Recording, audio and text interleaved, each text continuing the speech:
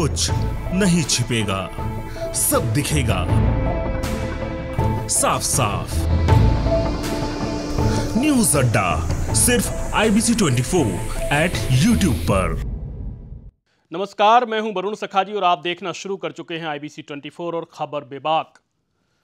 23 साल के हो चुके छत्तीसगढ़ में अब तक 6 नेता प्रतिपक्ष, 3 मुख्यमंत्री हो चुके हैं। छत्तीसगढ़ में इस साल 6वीं विधानसभा के लिए चुनाव होंगे। 2 बड़ी पार्टियों के इर्द गिर्द घूमती प्रदेश की सियासत में दोनों ही पार्टियों के बराबर यानी 3-3 नेता प्रतिपक्ष रह चुके हैं। लेकिन ट्विस्ट यह है कि इनमें से कोई भी अभी तक मुख्यमंत्री नहीं बना है। जब पार्टियां चुनाव जीतती हैं तो मुख्यमंत्री कोई और ही बन जाता है। इसका ऐसा कोई राजनीतिक गणित तो नहीं, लेकिन यह फैक्ट बड़ा रोचक है। इसका नतीजा यह होता है कि छत्तीसगढ़ में नेता प्रतिपक्ष हो जाना अपनी पार्टी का सत्ता में आने पर मुख्यमंत्री हो जाने की गारंटी नहीं है। ऐसा मैं इसलिए कह रहा हूं क्योंकि अविभाजित मध्य प्रदेश में शुरुआती दौर में यह परंपरा बरकरार रही। जो भी नेता प्रतिपक्ष होता था वही मुख्यमंत्री बनता था। लेकिन वहां भी 2004 में आखिरी बार दिग्विजय सरकार के समय नेता प्रतिपक्ष रहे बाबूलाल गौर मुख्यमंत्री बने थे। इसके बाद कोई नेता प्रतिपक्ष मुख्यमंत्री नहीं बना। नंद कुमार साय बने नेता प्रतिपक्ष लेकिन सीएम नहीं बन सके। राज्य निर्माण के समय 1998 की अविभाजित मध्य प्रदेश की विधानसभा में विरासत में मिली। उस समय कांग्रेस की दिग्विजय सिंह के नेतृत्व वाली सरकार थी और नेता प्रतिपक्ष का दायित्व विक्रम वर्मा से छीनकर भाजपा के ही गौरीशंकर शेजवार को दिया गया था। जब साल 2000 में राज्य बना तो छत्तीसगढ़ में भी 62 सीटों से अधिक सीटों के साथ सत्ता में कांग्रेस आई।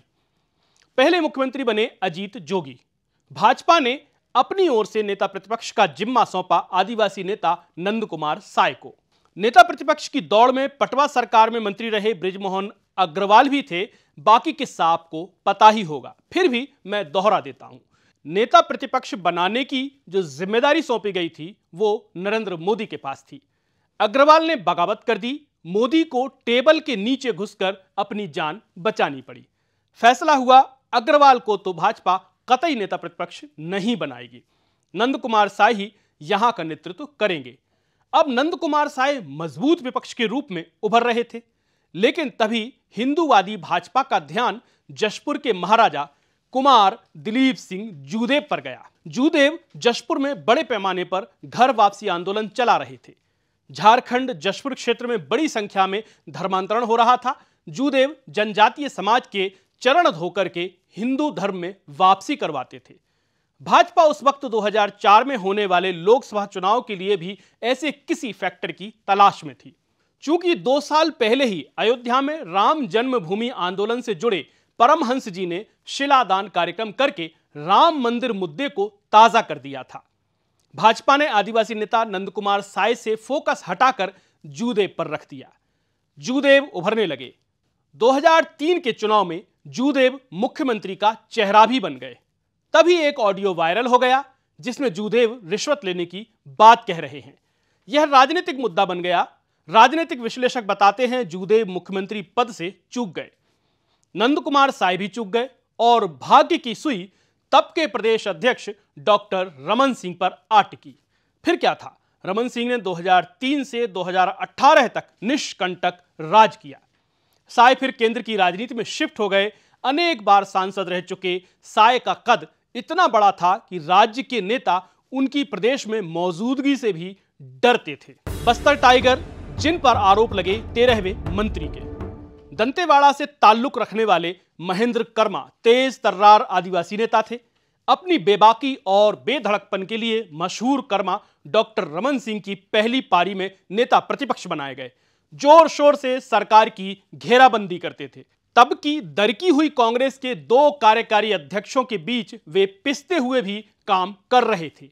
2006 में जब सलवा जुडूम ने जोर पकड़ा तो कर्मा ने इसका समर्थन कर दिया। यह सरकार का प्रश्रय प्राप्त आंदोलन था। इसमें आदिवासी युवकों को आत्मरक्षा के लिए बंदूकें दी गई थी। नक्सलियों के विरुद्ध लड़ने के लिए उन्होंने स्पेशल कैडेट का दर्जा दिया गया था। कांग्रेस सलवा जुडूम से असहमत थी, लेकिन कर्मा ने पार्टी की राय से इतर अपनी राय जाहिर की। सरकार को इस मसले पर पूरा समर्थन दिया। इससे उनकी छवि सरकार के 13वें मंत्री की बन गई। 13वां मंत्री यानी छत्तीसगढ़ में कुल विधानसभा के 15% विधायक ही मंत्री बनाए जा सकते हैं, यानी 12 मंत्री और 1 मुख्यमंत्री। कर्मा के समर्थन का आशय निकाला गया कि वे सरकार में 13वें मंत्री हैं। इसी बीच नंद कुमार साय ने सलवा जुलूम की खिलाफत कर दी, यानी पूर्व नेता प्रतिपक्ष साय सरकार के खिलाफ थे तो वर्तमान नेता प्रतिपक्ष कर्मा सरकार के समर्थन में। नतीजा यह हुआ 2008 में कर्मा दंतेवाड़ा से हार गए। सिर्फ हारे ही नहीं बल्कि अपनी सीट से तीसरे नंबर पर पहुंच गए। नंबर 2 पर रहे मनीष कुंजाम, नंबर 1 पर थे भीमा मंडावी। कर्मा तब चूके तो फिर कभी नहीं मिल पाया दायित्व। कांग्रेस ने जातीय समीकरणों को दरकिनार कर रविंद्र चौबे को कमान सौंप दी। 2008 में भाजपा की जीत हुई। अब नेता प्रतिपक्ष की दौड़ में तमाम नेताओं को पछाड़ते हुए रविंद्र चौबे को ताज मिल गया। रविंद्र चौबे साजा विधानसभा से भाजपा के लाभचंद बाफना को हराकर आए थे। छत्तीसगढ़ के राजनीतिक समीकरणों में उस समय अजीत जोगी की एससी केंद्रित राजनीति का जोर था। कार्यकारी प्रदेश अध्यक्ष के रूप में 2 ओबीसी नेता चरणदास महंत और धनेन्द्र साहू को कमान दी गई थी। इनमें एक ब्राह्मण नेता सत्यनारायण शर्मा भी थे। लेकिन इन सब कैलकुलेशन को दरकिनार करते हुए चौबे नेता प्रतिपक्ष बनाए गए। चौबे 2013 में बाफना के हाथों चुनाव हार गए। अब छवि यह बनने लगी कि जो भी नेता प्रतिपक्ष होता है वह चुनाव हारता है और मुख्यमंत्री तो वो कभी बनता ही नहीं। टीएस की खिली बाछें बने नेता प्रतिपक्ष, उम्मीद थी रिकॉर्ड टूटेगा। 2013 के चुनाव से 8 महीने पहले झीरम हादसे ने 31 कांग्रेस नेताओं को काल कबलित कर लिया। इसमें दिग्गज नेता नंद कुमार पटेल, वीसी शुक्ला, महेंद्र कर्मा जैसे नेता शामिल थे। कांग्रेस में लीडरशिप का अकाल आ गया। हालांकि पार्टी विधानसभा में जीत से चूक गई। जनता ने दी विपक्ष की जिम्मेदारी। इस वैक्यूम के बाद अजीत जोगी फिर से पार्टी पर अपनी पकड़ बनाना चाहते थे। इनके विरोध में खड़े हुए टीएस सिंहदेव, भूपेश बघेल, चरणदास महंत, ताम्रध्वज साहू। विधानसभा में हार और झीरम कांड का फायदा नहीं मिलने का ठीकरा फोड़ा गया अजीत जोगी पर। कांग्रेस आला कमान की नेता प्रतिपक्ष के रूप में पसंद बने टीएस सिंहदेव। उनके समर्थकों ने उनमें भावी मुख्यमंत्री देखना शुरू कर दिया। इसके कुछ ही महीनों बाद लोकसभा में ताम्रध्वज साहू ने प्रदेश से इकलौती सीट उस वक्त कांग्रेस के खाते में डाल दी जब देश भर में मोदी की लहर थी और केंद्र में 30 साल बाद पूर्ण बहुमत की सरकार बनी थी।